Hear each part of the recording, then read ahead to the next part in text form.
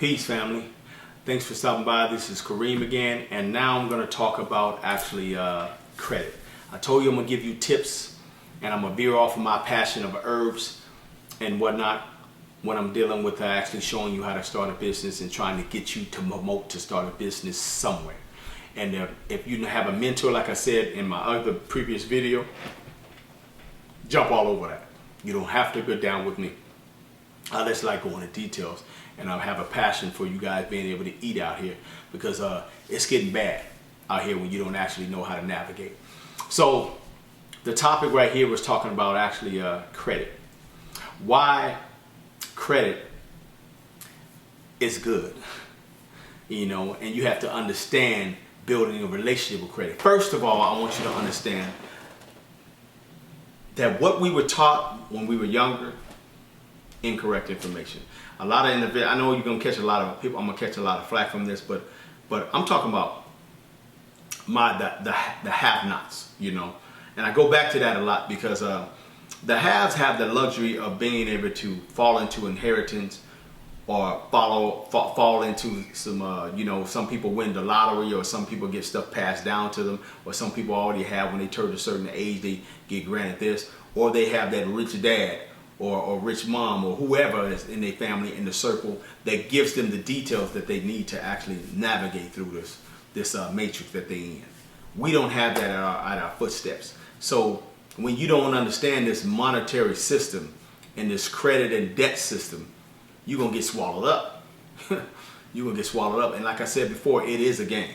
It's most definitely a game. So while you're going along actually trying to make sure you look good, and you're trying to buy the fastest car, and you're trying to get the best looking home, you're trying to look good for this young lady, or you're trying to make sure you look right for this young man, or you're trying to have your faith right for whatever religion or you're involved in, or you're trying to be more spiritual and healthy wise, or you're trying to eat right, or you're trying to be educated here and go to the best schools and get the best degrees, or you're trying to actually just whatever your goals is, you're traveling along and you're actually trying to serve your purpose of whatever you're doing, you still trapped.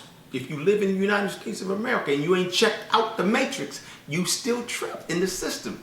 And you going to go across contract. When you born, you get a contract. So, your child gets about 2 to 3 contracts as soon as they born. Period. I can name 2: birth certificate and social security card. Boom. That's 2 right there. So, you can't get away from not being caught up in this matrix if you still here, okay? If you don't understand how to navigate, you here. So let me get on the topic of credit.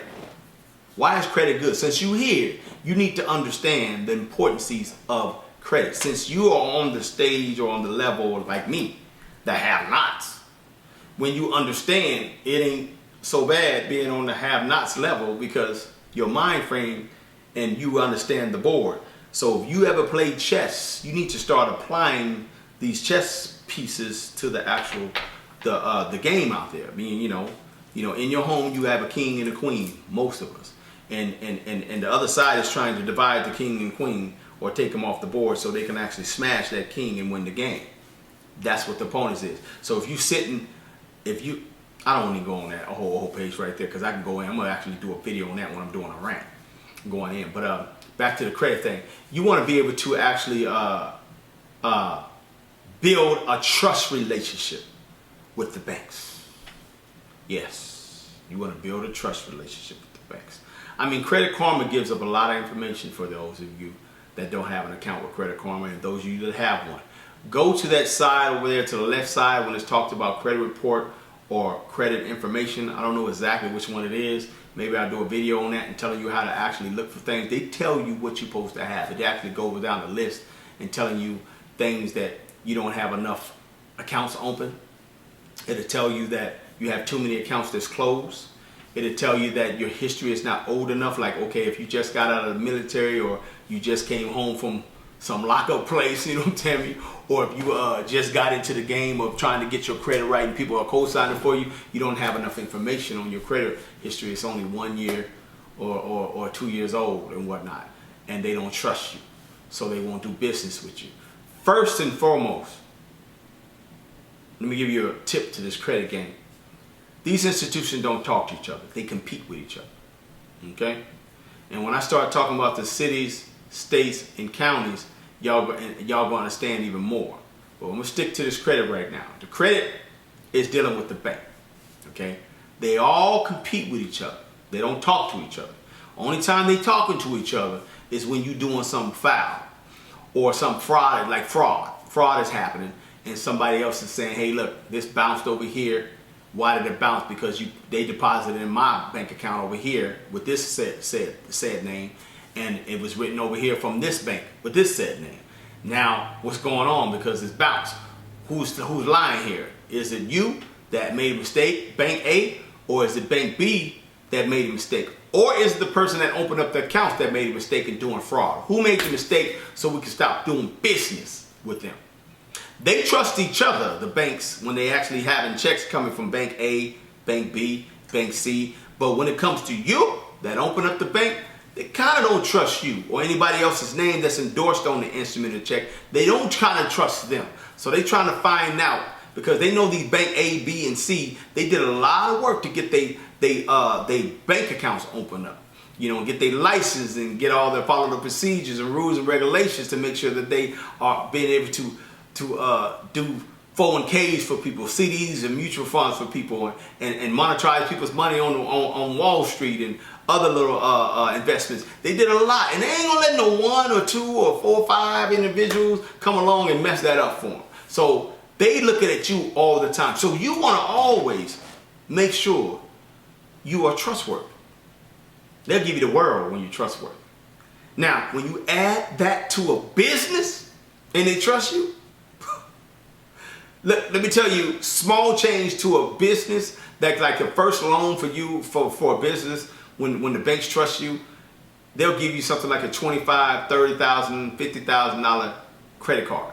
The business a credit card, not you, but they'll give the business when it first start out something anywhere between 10, 15. This is starter credit cards to $25,000 to $50,000 business credit card. Those are starter cards. You hear what I said? Starter credit cards, business credit cards. You don't get no $15,000, $20,000, $30,000 starter cards when you just started out in your personal name. They gonna start you out with like $300, $500 if you don't have no history on your credit report, and you got to work your way up on your personal credit to having that 720 with history, and a lot of accounts open up. They want to see you been in the game for at least 5, 7 years before they give you a $30,000, $50,000 to $60,000 credit card. Believe me, I know. Okay, so in a business, starting out with $15,000, $30,000 credit card, and you ain't been in business for 6 months, that's huge. And you can get several of these credit cards, that's huge. So imagine what they start you out with a personal loan with. Yeah, these banks, when they first start you out with a business personal loan, with a business a loan, they start you out with sometimes 20. When they don't trust you, they charge you out with $25,000, $30,000, $40,000. But if you come up with a business plan and you have the whole laid out business plan, and you showing them what your vision is, and you have a whole step by step, now they want to see the business plan, and then they'll give you $150,000 to $250,000.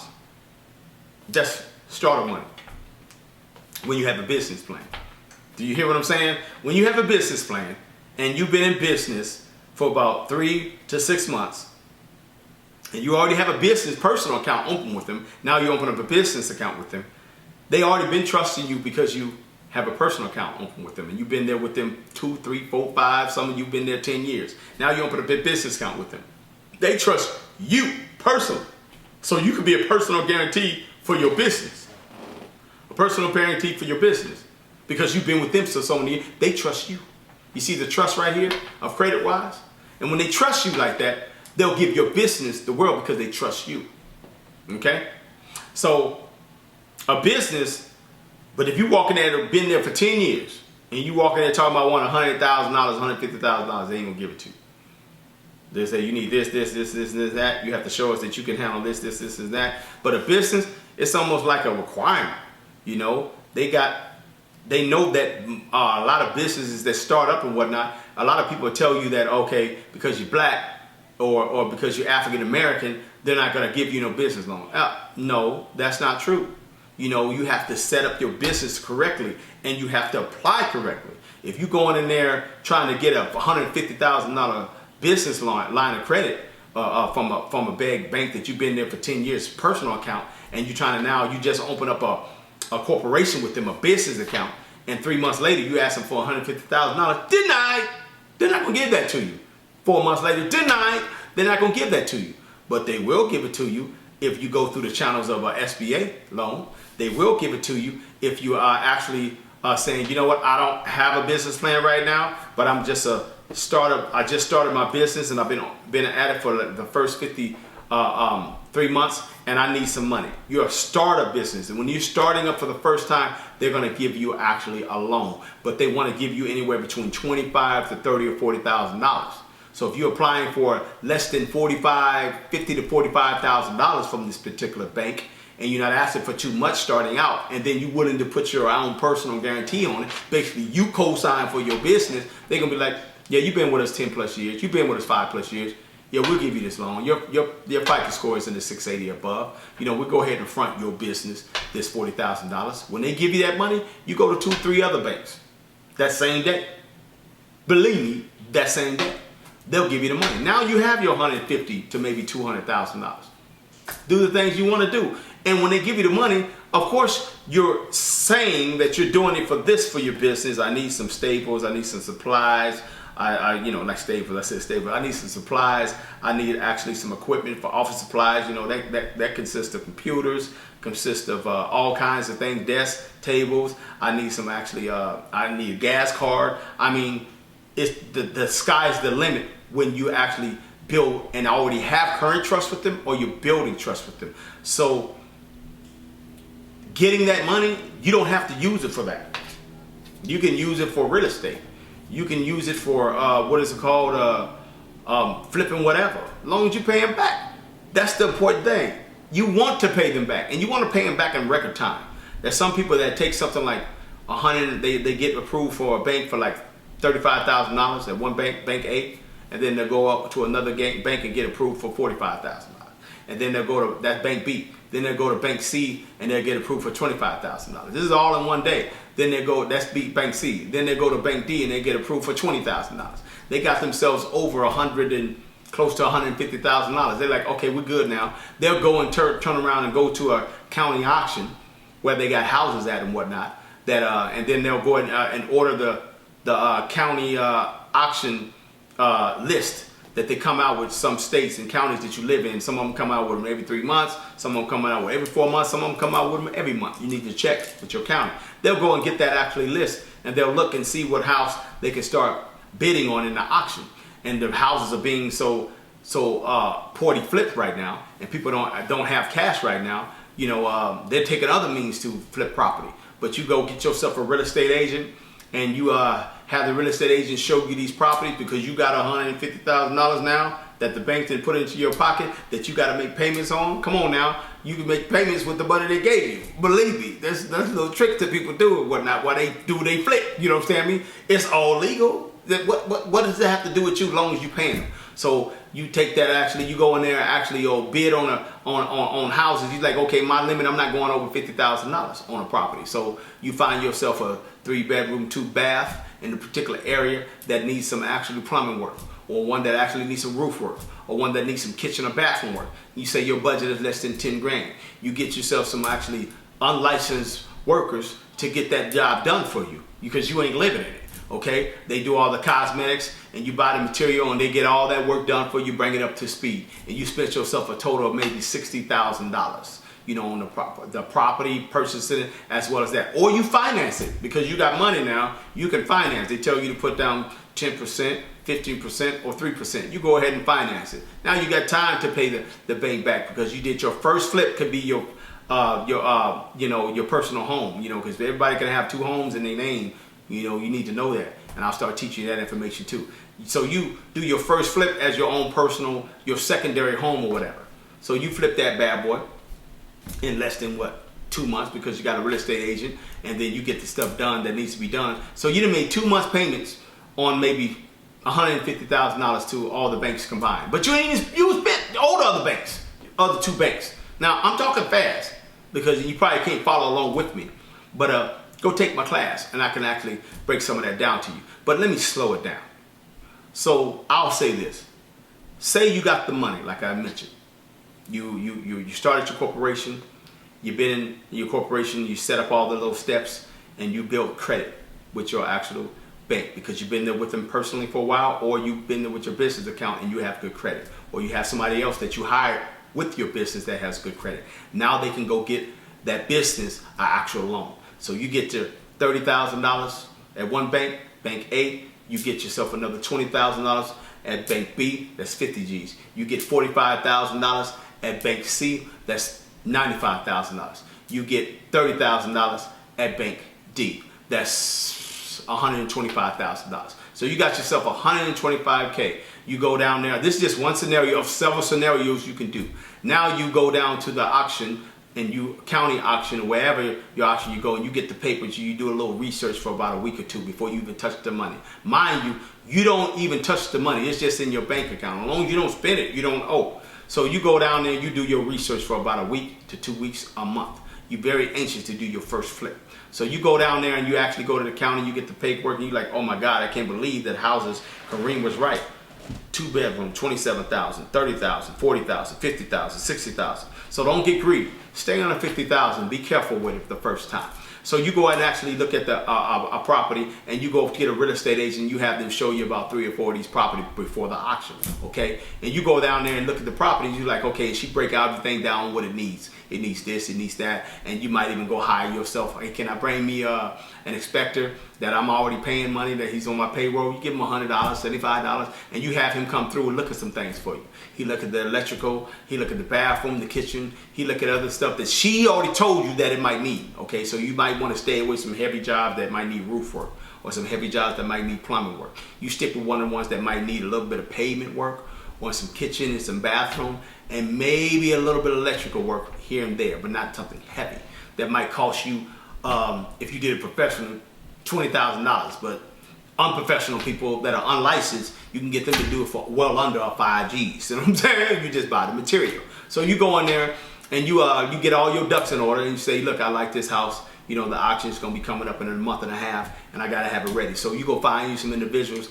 that you start go looking at the material, you know, that you might need for the kitchen. She allowed you to take pictures, the real estate agent, in the other bathroom, the kitchen. So you go find some little things that cosmetic worker to have it get done. Then you say, hey, can I have somebody come with me to look at the house again? So you bring yourself an unlicensed contractor, you know what I mean? Because they don't have to be licensed. Disclaimer. So they go in there and they look at it and they like, look, I can do this for this price. I can do this for this price. I can get it done for you. You know, there's a lot of people out there, not our people, but there's a lot of Hispanics out there that actually are unlicensed that do very good work. And there's a lot of licensed ones out there, but the licensed ones are going to cost you more money. So kind of steer away from those. Just, you know, if you know somebody, keep your head to the ground, know somebody in the family, they're like, oh, dude, know how to do a good job. You go there and take him with you and look at the property. Boom. He said, I can get this done for maybe $1,500. I can get this done over here for about $3,500. I can get this done over here for $2,500, materials included. So that comes up to maybe close to like 75, 8 grand. Boom. Now you know you can go, you got 2 properties that you could go look at and you can bid on. You look up and get one. Bam! You get the property. You in the money right now. But keep in mind, you done your research because the real estate agent told you, you know, this house right here is worth $125,000, $150,000 easy. You know what I'm saying? I mean, I can list it, you know, for if you want it sold fast, I can list it for 130, 125. You said, hey, okay, cool. No problem. Just let me get the property. So you got the property, you get the people in there. Now you making payments from the money that these other banks, these 4 banks gave you, $120,000. You just spent 50. Now you're spending, you know, you hearing people on them TV shows flipping property. They didn't build trust. I'm not talking about the ones that already got money from their mama and their daddy or inheritance, or they didn't fell into a gang of money. I'm talking to the ones that built trust with banks to able to get this lump sum of cash from their business, not from them personally. Or they use their mother and the fathers and other people's credit and line of credit, and they go get a loan and they flip it, okay? So they turn around and you found that property, you find one 50 grand, less than 50 grand, and you actually put all the money into it and flip it, and you just spent about 60 grand. And then you had to pay the banks a couple of months or 2 months or 3 months out of the money that out of the 125 grand combined that you got from all the banks, 2 to 3 months of payments, which is probably less than $200 to $300 a month. It's nothing. So you turn around and you fix the property up, and now the real estate agent puts it on the market and said, oh my God, you did a good job. This property is worth about $145,000 with the comps in this subdivision. You say, put it up for sale for $125. I need this property sold quick, fast, in a hurry. So she puts it up for sale, and it sells. It goes on the market. You get about 2 or 3 offers in, and it's sold in like less than a week to 2 weeks because somebody's trying to buy it fast and quick, and so they think there's something wrong with the property, and then she sells it for you. Hey, there's been renovation done. The seller's a motivated seller. That's you. So it sells for $120. They get the property. You might even go into a bidding war and you go for $130. We'll just say $125 or $120. Boom. We'll do it $120. So you pay the bank back. You know, the 50 G's that you might have spent plus the 10 grand that you spent, you know, out of trying to get it fixed up. What was your profit? You know, you also had to maybe pay some earnest deposit money, you know, to help the sellers out to make sure they can get approved. The real estate agent got paid her what, 3%, 4% or 6%, whatever they split was, and the split usually a seller and buyer. It's like a 3% on one end, pay all 3%. So you had about 6%, so that's about 6 grand. So your profit's gonna be a little over 40 G's after everybody's paid. Even the bank back. Now you pay the bank back. Now you got $40,000 of your money now outside of the bank in your cash that you don't owe nobody with. So you put that in your bank account, and you pay the bank back. You know the bank, what they're gonna give you, and all the other banks is gonna look at you. So you say you spent 2 banks of that, bank A and bank B, and you still have the bank C and D's money in the bank account. You know what bank A is gonna say? The one in B is gonna say, wow, you spent my money, my $30,000, $35, and my $20,000, bank A and B. You know what? We're gonna loan you up to 10 times the amount of money. You paid us back in like 3-4 months. We appreciate that. You just built credit trust with them from your business. So what you gonna say? Thank you. So that means that same bank is gonna loan you $30,000 up to 10 times that amount is $300K. The second bank of $20,000, they loan you up to 10 times that amount, is $200K. You add that together, that's $500,000 they'll potentially give you as a loan next time you come to them because they believe in you. And the other banks seeing on the hit your credit that you borrow and you paid them back, but you didn't even spend their money, they're gonna be like, yeah, we'll loan you up to that amount of money too. You see how it works? And with your business, they call it a paydex score. So your paydex score is gonna shoot up higher. And then you're gonna be actually, you know, have credit worthiness, business credit worthiness with the banks. That's just one scenario. So believe me when I say, don't stay stuck in this 9-to-5 bull. It's over. It should not be nothing more than a 9-to-5. You really honestly think you could put another 25 to 30 years in like your family, your parents did, and make it to the end of the road and get your 401k retirement money, get your Social Security retirement money? You better think twice. You better start putting money in that you create your own retirement, because they are not waiting on you, okay? They actually are creating a new system as we speak right now. So it's not going to be the same setup that our parents got. So I'm trying to tell you right now, it's time to move towards another arena. And I have the answers for you. These little bitty steps right here will show you how to start eating more effectively and better. When I'm talking about eating, I'm talking about not actually living paycheck to paycheck. That's what I mean. And not actually worried about this. You know, you're working hard already, 9-to-5, going to spend about 2 hours to prepare for work and being on the freeway, and then doing 8 to 9 hours at the job. And then when you get off work, you're spending about another hour to an hour and a half on the freeway to get home. And then when you get home, you got to debrief. So you're giving about 10 to 12 hours to the 9-to-5 arena. And it's breaking you down. And you only, by the time you get paid, you done already spent what you owe because the bills is coming. So you barely making it now. It's time to cross over to an arena that's actually working for you, because the bank going to switch up on you. This is 2016 right now. It's going to be good like this for about 2016, 17, 18. Now, when they do switch up, they don't switch up majorly, but sometimes they do. So, that, you know, so ride the wave and get in the actual arena while it's working. Come on over to my actual website or continue with whatever work you're doing. And mine is the tab membership. But if you don't go through mine, actually get with an actual arena that's going to show you how to start your corporation and get into the actual start playing this game correctly and build your credit worthiness up so you can start doing a lot of things that you like to do. You can start going after your dreams and your passion and really actually putting it to work and making it happen for you. I want this for my people. I want you guys to believe in yourself just like I believe in myself, and just like I believe in you. I know you can do it. So get out there and make it happen, whichever way you do it. And remember, like I said all the time, because my passion is herbs, Mother Nature is your gift to healthy living. Gift to healthy living. Peace.